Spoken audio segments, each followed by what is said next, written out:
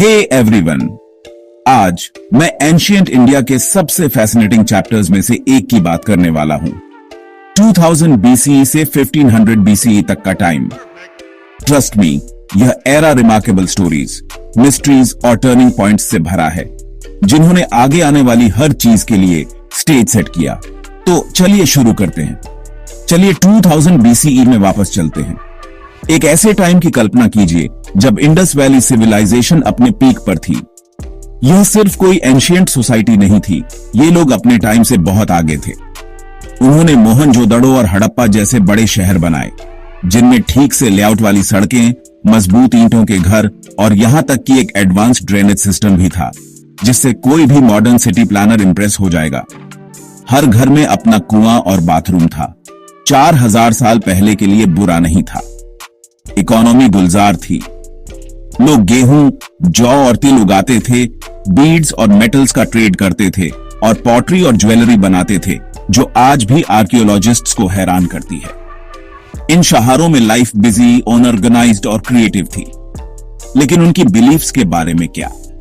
Indus के लोग powerful mother goddesses और एक मिस्टीरियस हॉर्न्ड फिगर की पूजा करते थे, जिसे अब हम पशुपति कहते हैं, शायद शिव का एक अर्ली फॉर्म।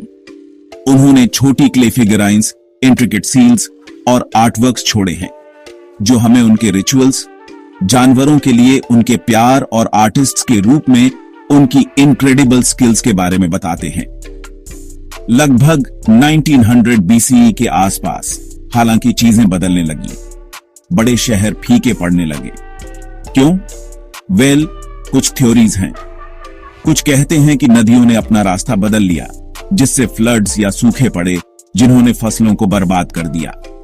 दूसरे ट्रेड में गिरावट या ओवरयूज्ड लैंड को इसका कारण बताते हैं। कुछ हिस्टोरियंस तो यह भी सजेस्ट करते हैं कि आर्यंस नाम के नए लोगों ने इसमें रोल प्ले किया।